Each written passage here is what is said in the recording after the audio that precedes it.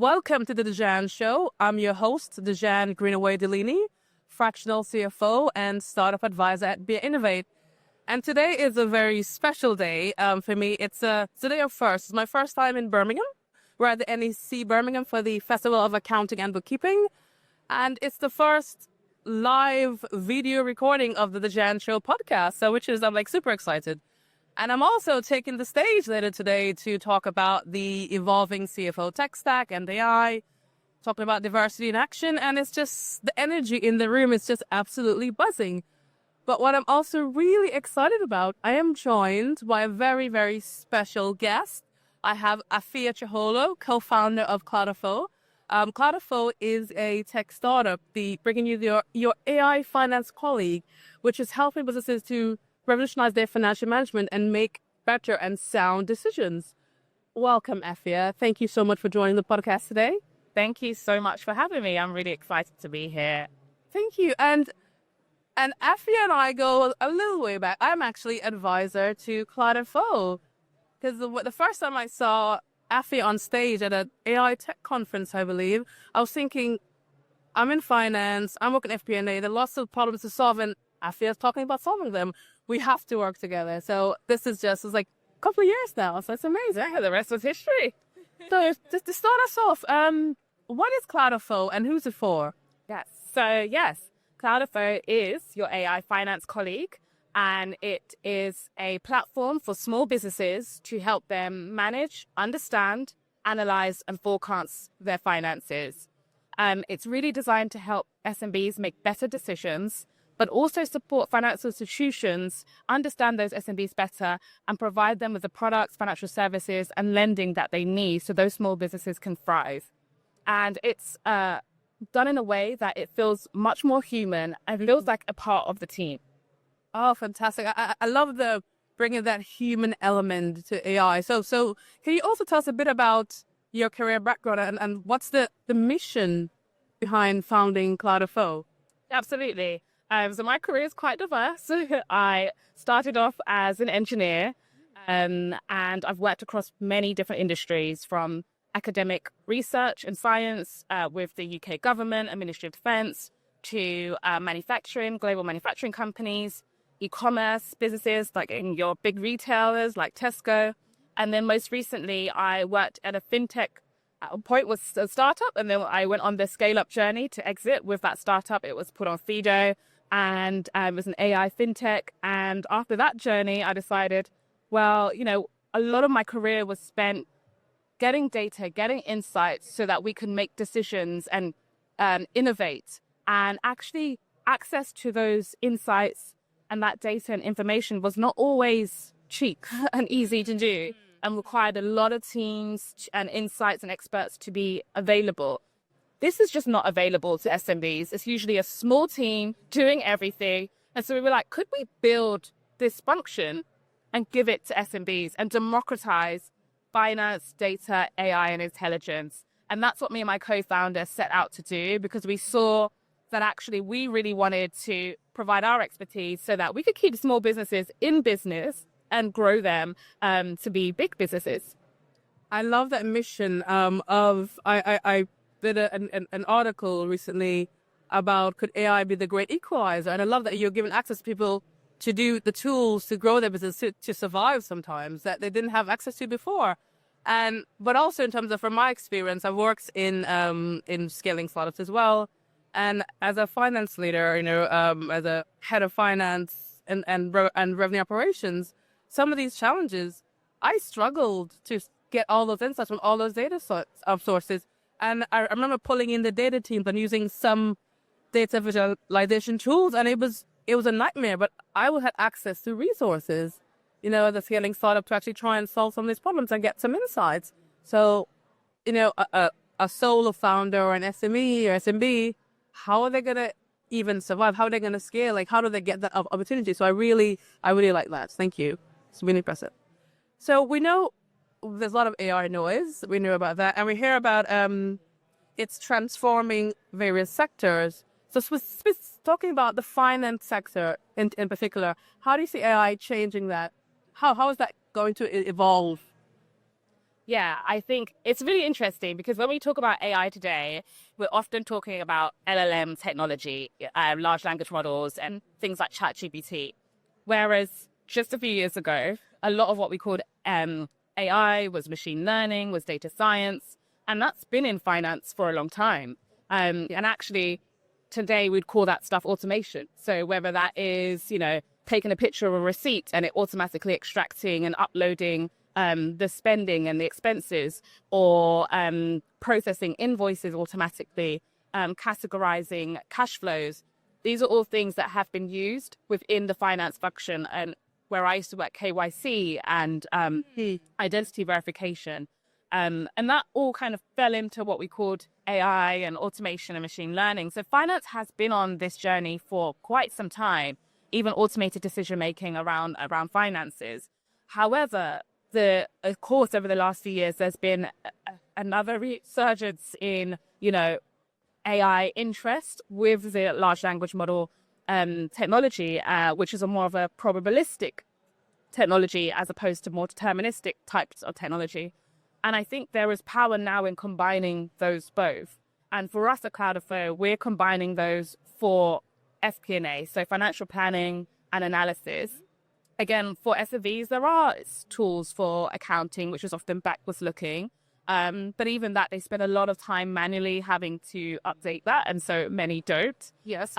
So what we looked at was really, well, how do we help them day to day understand their numbers, understand where they have been, where they're going, forecast automatically, make decisions very quickly. And we connect to various data sources you mentioned. That was part of the struggle in your world as well. And it's the same on a small business scale. They often have multiple bank accounts. And on average, our customers have about 2 bank accounts. They will have different commerce platforms and channels that they sell on. So whether that's Amazon, Shopify, Stripe, and they will also have their accounting software where they might invoice, and they'll probably have some spreadsheets. And we always use all of that information, automatically categorizing their transactions and cash flows, which is one part of the headache, automatically done.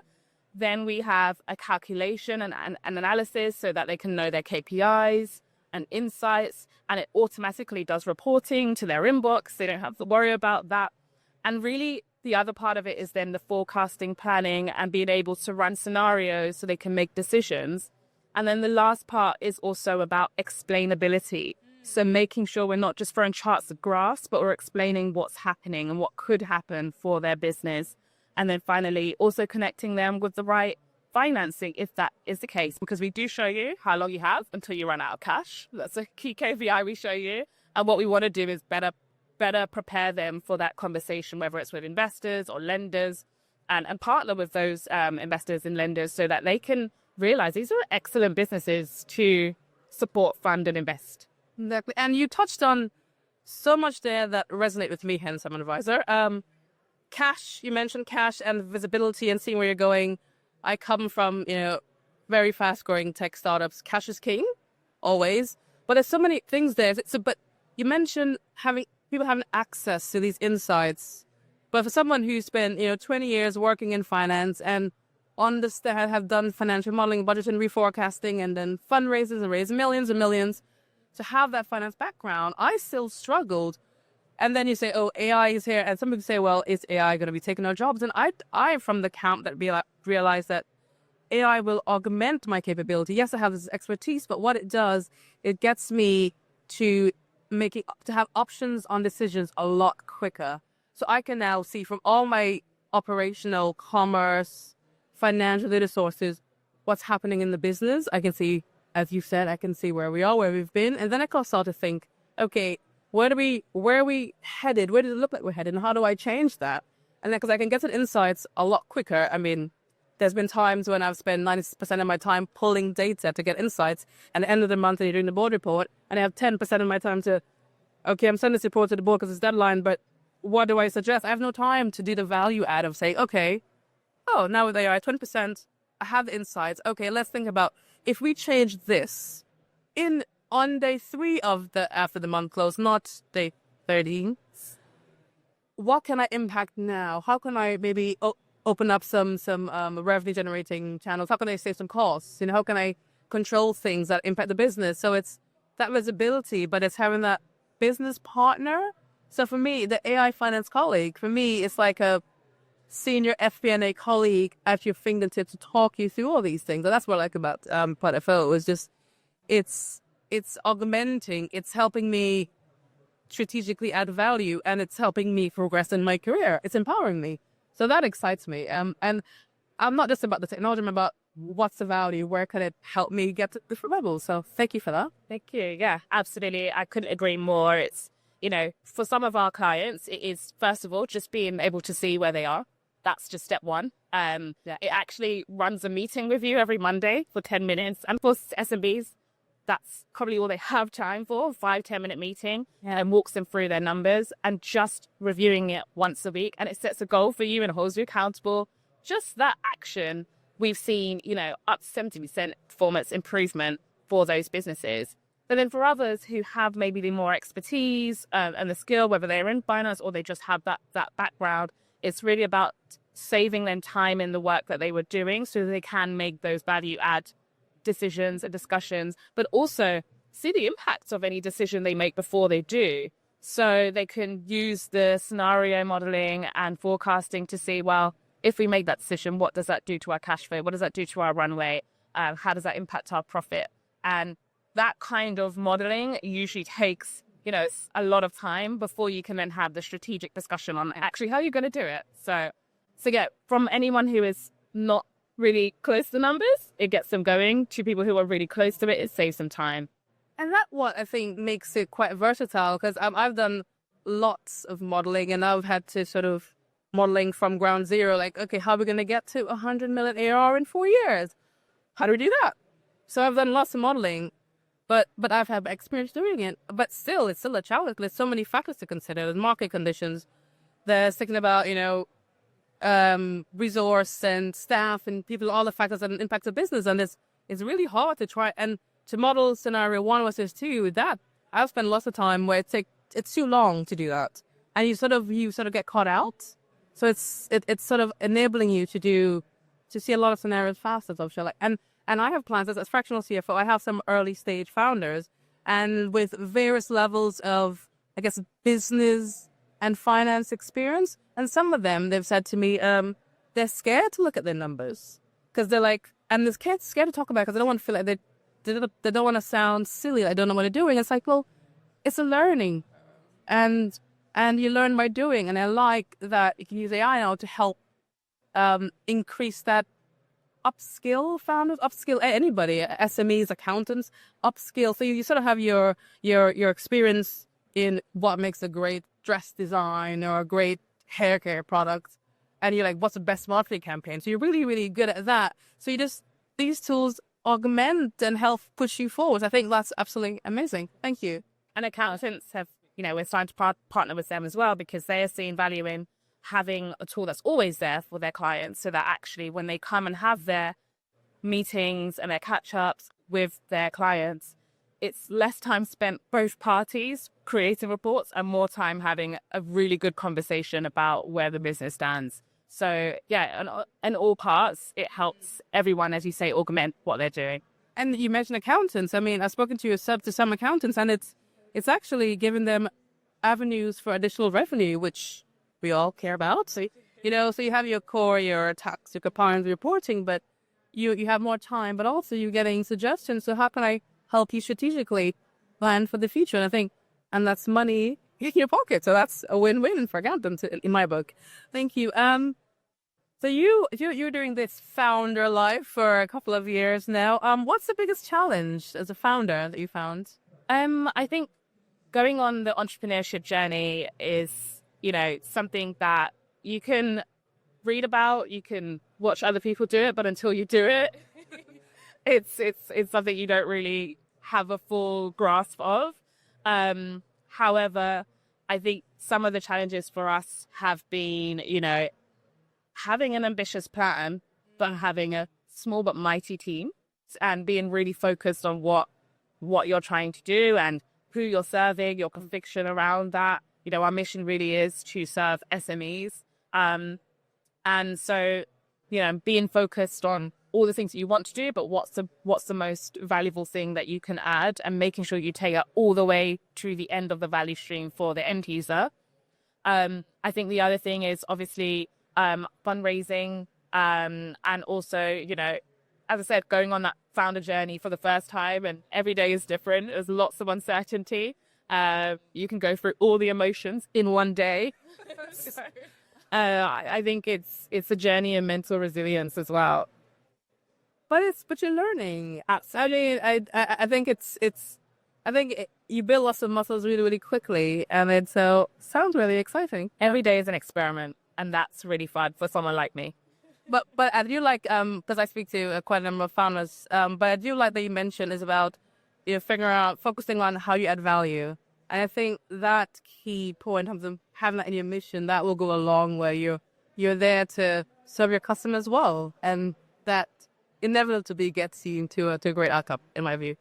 So there are still businesses and accountants and founders hesitant to adopt AI in finance, in the business. Any advice you offer to those who are still on the fence? Yeah, I think it's interesting because there are probably two ways in which a business will intersect or interact with AI. So starting with the easy one that people come to mind is ChatGPTs or any tools like that. And all your existing policies still stand, right? You don't expect any of yourself or your employees to go and tell trade secrets to anyone or just upload them anywhere on the internet, and personal data to those tools, but you wouldn't expect them to do that anywhere, right? So you probably already have rules and policies in place to not disclose information on the internet that breaks GDPR, that breaks any of those privacy rules or your internal IP. That doesn't change with AI or any other technology. The other way your business may interact with AI is they may, build tools internally themselves or build AI tools. And again, as you're building technical solutions, you need to make sure that it doesn't cause bias, any harm. Again, even if it doesn't have machine learning or AI in it, those rules still apply. You will still be under rules around AML or fraud or any consumer legislation that you fall under will still count. If I was creating a business for children, there are still legislations around what can be given to children or minors. That doesn't change because I'm making it out of AI or code or bits. And then the third way would be buying solutions. So maybe buying a SaaS subscription to a tool like CloudFO. And again, you probably already have a procurement process in which you have to verify, is that supplier in line with your procurement process? Do they have the right security controls? Do they have the right data privacy policy?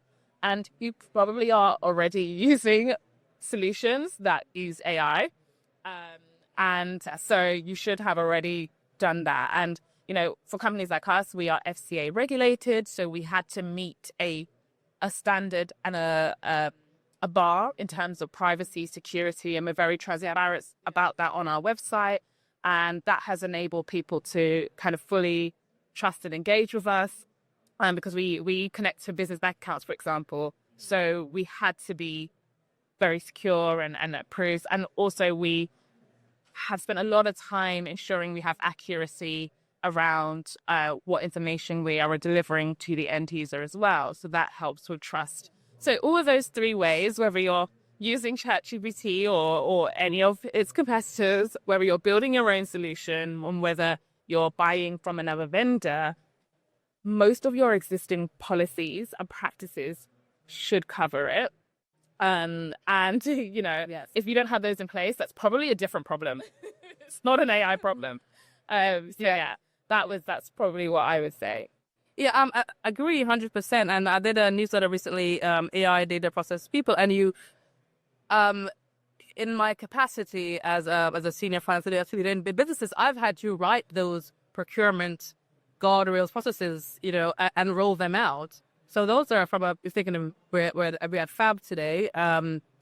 So accountants and finance leaders, they are the ones creating those rules of what comes in, who has access to what, and what data sources the technology touches. So So that's already table stakes. And if you haven't done that, that's point number one. Go do that straight away. But also, you raise a very valid point. We're already using AI. It's already in our tech stack, in our day to day. Whether or not you have people using ChatGPT without the consent or following the rules, there are people who are doing it. Yes, they are. We know this. But also tools that we use regularly. For example, Google. I use Google Workspace, and one day I was doing a presentation and I realized, I can use Gemini to very quickly add and generate images. And I didn't ask for it. I didn't click add this feature. It was an email saying something's changed that I never read. But suddenly it's available. It's available and it's useful. And you don't even have to ask for it anymore. I think Zoom and other things, and Zero. And there's tons of tools that you're already using that are slowly adding AI. And finance, from a finance point of view, already use different forms of AI and ML back in the olden days anyway. So it's already here. It's already in your business. Just make sure you understand what your policy and guardrails are around it. So things. So those are really good points. Thanks for using that. So just to close off a bit, any final tips for or anyone listening here today or podcast listeners, and anything you want to leave them with? Yeah, I think one thing I would say is, don't count small businesses out. Like, we are meeting some incredible businesses who are doing incredible things. And, they're 95 to 99% of the UK economy right now. They're the biggest employer in the UK.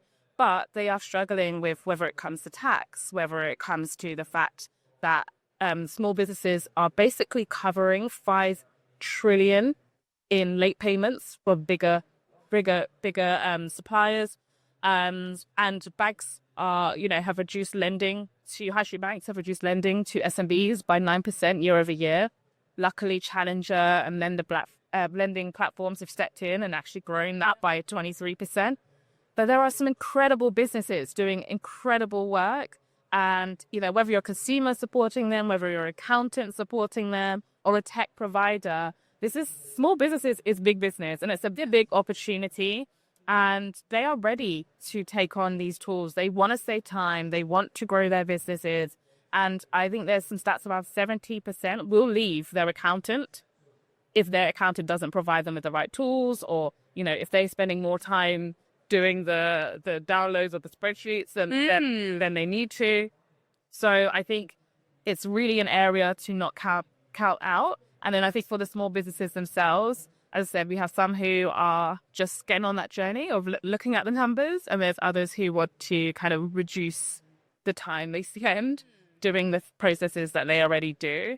So the appetite is there, and I'm really excited to see where it goes. Yeah, so supercharge your business. I think this is what I'm getting from that. So thank you so much, Bifa. It's been an absolute pleasure joining you for our first video and live recording. It's absolutely amazing, and I've loved following you and joining you on that CloudFO journey. I have to say, Dhosjan is our very good advisor, and we definitely couldn't do it without you. Your expertise day to day is, by far. Yes, I couldn't have done this journey without you. So I'm so glad she found me that day on stage. Thank you for that. It's been an absolute pleasure. And I think our missions are aligned, so on to empower and enable businesses and founders and accountants. So we just want to do good work and create value. So how can our listeners find you? Yes, so you can find us at CloudFO, which is called Cloud Financial Officer, but cloudfo.co. We're on LinkedIn, Fame, Instagram, TikTok, and you can find me, Afiya Chohollo, on LinkedIn. And yeah, I'm happy to connect, demo, share what we're doing, share the journey. If you're an accountant and you think your clients could use this, let us know. If you're a bank, you want to grow to SMBs, we've got lots of great insights on how SMBs are using their bank accounts. So yeah, let's chat. Fantastic. Thank you. And thank you, Afiya Chohollo, for joining us on the Dhosjan Show today and tell us about the CloudFO mission and how it's empowering small businesses and also how it's helping accountants and finance leaders to level up. So thank you. If you enjoyed listening to us today, please follow the Dhosjan Show. We're on Spotify and we're also on Apple Podcasts. We share insights more amazing guest speakers and practical solutions and tips. So follow us on the Dhosjan Show, and also you can learn more about what we do at Bia Innovate by going to biainnovate.com. That's biainnovate.com. And we're here to share tips and tricks and help you to augment your business and just help you grow and scale sustainably. So for now, thank you for joining us for our first live video recording. I look forward to seeing you next time on the Dhosjan Show. Thank you.